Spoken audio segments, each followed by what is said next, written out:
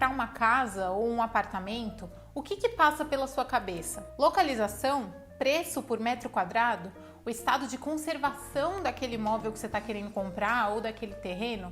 Se a ideia é investir, né, comprar para investir, a atratividade daquele espaço para os seus eventuais futuros moradores, sejam inquilinos ou seja para vender, para fundos imobiliários a lógica é mais ou menos essa mesma, né? Se você viu a nossa escola de investidores que apresenta esses investimentos, como eles funcionam e como investir, você já sabe disso.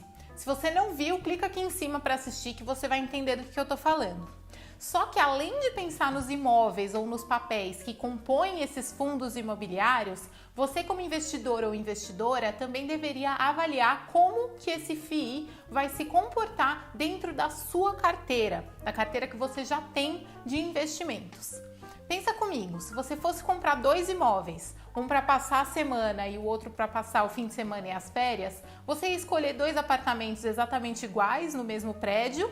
Ou você ia escolher 2 coisas diferentes? Provavelmente a segunda opção, né? E quando você planeja a compra do apartamento que você vai morar, você coloca todo o seu dinheiro nesse apartamento ou você também deixa um dinheiro para suas contas do mês, né? Uma parte como reserva de emergência, uma parte para pagar a escola dos seus filhos, se você tiver filhos, e até mobiliar o espaço. Para investir, também funciona mais ou menos assim. Você precisa pensar em diversificação, em onde está o resto do seu dinheiro, considerando que você já tem investimentos e as suas necessidades e planos para o futuro. Então, o primeiro ponto a se considerar é como esse fundo imobiliário combina com a carteira que eu já tenho de investimentos. Dentro de uma carteira de investimentos, você não vai pensar em casa de cidade e em casa de praia, claro, né? Como eu dei o exemplo aqui do lugar para morar. Mas sim se as fontes de receitas daqueles investimentos estão diversificadas entre si. Por exemplo, se você tem muito do seu dinheiro em ações de uma empresa de comércio eletrônico, faz sentido que você tenha só um fundo imobiliário que seja dono dos galpões que armazenam os produtos dessa mesma empresa, de onde saem esses produtos para chegar nos clientes? Provavelmente o melhor seria você buscar um fundo imobiliário de escritórios ou até de logística mesmo, com galpões de outras empresas, né, com outras finalidades. E cuidado aqui com o que eu tô falando, tá? Eu não disse que ter ações do Magazine Luiza é a mesma coisa que ter cotas de um fundo que eventualmente seja dono só dos galpões usados pelo Magalu. É longe disso, tá? É muito diferente disso. Com as ações, você se expõe a todo o potencial de crescimento daquela empresa. Enquanto com o fundo imobiliário, você recebe uma parte do aluguel que a empresa paga pelo uso daquele espaço. E aí você também pode ganhar com a valorização desse empreendimento, né? Nesse caso, o galpão logístico. Em outras palavras, é uma exposição indireta à empresa, mas que depende sim da capacidade de pagamento dessa empresa.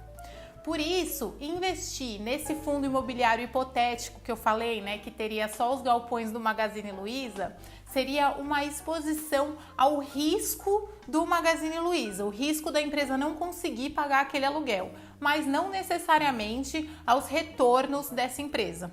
E é por isso que ele não seria ideal para quem já tem muito patrimônio investido em Magalu, entende? Se a empresa tiver mal das pernas, você perde nas 2 pontas.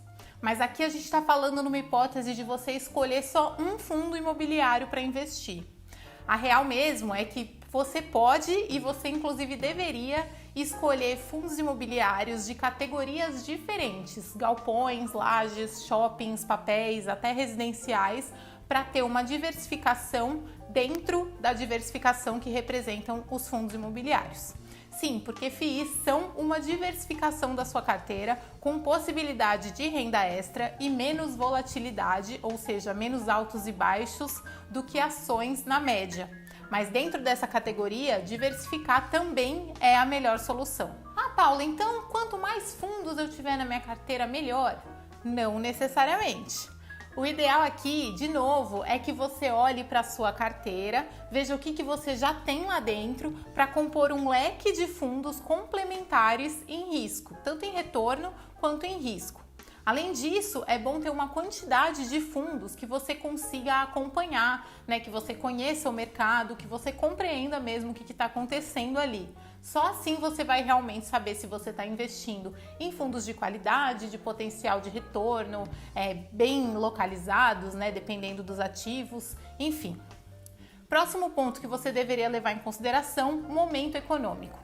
Durante a fase mais aguda da pandemia de Covid-19, por exemplo, fazia mais sentido ter uma grande exposição em fundos de logística do que em fundos de shoppings ou de escritórios, por exemplo. É uma coisa daquele momento, né? Já que muitas lojas e muitas empresas estavam com grande dificuldade de pagar os seus aluguéis, né? Muitas lojas, eu digo lojas físicas principalmente. Alguns fundos imobiliários, inclusive, ficaram sem pagar proventos em março e abril de 2020 por conta disso. Por outro lado, o choque daquele momento fez muitas cotas de fundos imobiliários despencarem, né? Caírem muito, perderem muito valor, ficando abaixo do valor patrimonial, que é o quanto valem os imóveis do fundo, caso eles sejam vendidos hoje, ou até do custo de reposição, que seria o preço para comprar o terreno e construir os imóveis de novo com a mesma qualidade, caso isso fosse possível. É uma coisa mais teórica. A gente fez um vídeo bem detalhado sobre como saber se os fundos imobiliários estão com preço bom, se as cotas dos fundos imobiliários estão sendo negociadas a um valor bom para investir, e a gente também vai linkar aqui. E se você quer investir por causa dos aluguéis ou dos proventos pagos pelos fundos imobiliários, né? O que você deve avaliar nesses aluguéis, nesses proventos, é se eles estão valendo a pena em relação a outros investimentos mais seguros que te pagam juros, né? Investimentos com menos risco. Aqui muita gente costuma usar a Selic, mas na verdade o melhor comparativo são os títulos que usam o IPCA ou a inflação como indexação. Pera, calma, eu sei que pode estar confuso, mas eu vou explicar. Você pode comparar, por exemplo, com o Tesouro IPCA+, que é aquele título que paga a inflação medida pelo IPCA, mais uma taxa de juro que você já conhece no momento que você compra esse título. Então você vê o dividend yield daquele fundo, né, quanto por cento ele paga em dividendos em relação ao preço da cota e o quanto você ganharia acima da inflação em outros investimentos. E por que isso? Os aluguéis pagos para estar em um imóvel, né, para usar um espaço imobiliário, eles também sobem de acordo com a inflação. O indexador pode ser o IPCA, pode ser o IGPM ou podem ser outros. Mas a verdade é que se você compara o provento do seu fundo imobiliário com a Selic, você não está fazendo uma comparação justa, porque o provento desse fundo imobiliário vai crescer junto com a inflação e a Selic não. A Selic é apenas uma taxa normal, né, fechada ali, que varia, mas não sobe necessariamente no mesmo ritmo que a inflação. Bom, eu sei que eu já falei demais, eu sei que tudo isso pode parecer confuso, né, para quem é marinheiro de primeira viagem, mas a boa notícia é que você não precisa de fato saber tudo isso na hora de investir em FIIs. Aqui na Rico a gente tem uma carteira recomendada mensal de fundos imobiliários que já é montada levando em consideração tudo isso que eu falei. Eles pegam todos os fundos que já fazem parte da carteira, eles combinam para ter uma diversificação bem legal entre esses ativos, também levam em consideração todo o cenário econômico, todas as nuances, o preço da cota, enfim, se ele está vantajoso para investir no momento.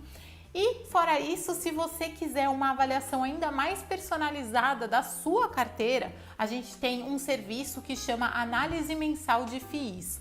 É um serviço em que você recebe uma avaliação do que você já tem em carteira em relação a fundos imobiliários e quais seriam alternativas para você investir com base nisso. Então ele já faz essa avaliação toda que eu falei no começo para você, né? Combinam esses fundos imobiliários entre si, eles estão te expondo a risco demais, né? O peso deles na sua carteira tá muito forte, né? Muito pesado, o risco tá bem diluído, enfim. Tudo isso já está nesse serviço, tem um QR Code aqui na tela para você conhecer melhor e também tem o link aqui na descrição desse vídeo. Além disso, se você quer realmente entender mais sobre esse mercado, sobre os fundos imobiliários, não deixa de assistir as outras escolas de investidores que eu mencionei aqui. A gente tem bastante material sobre o tema e também se inscreve no canal para receber notificações quando a gente for publicar novidades aí, tanto sobre esse mercado quanto outros tipos de investimento. Se você gostou, deixe seu like aqui, não custa nada, e também comenta o que você mais gostou, o que você menos gostou desse vídeo e se você já investe em fundos imobiliários do jeito mais diversificado possível. Obrigada pela companhia e até a próxima Escola de Investidores.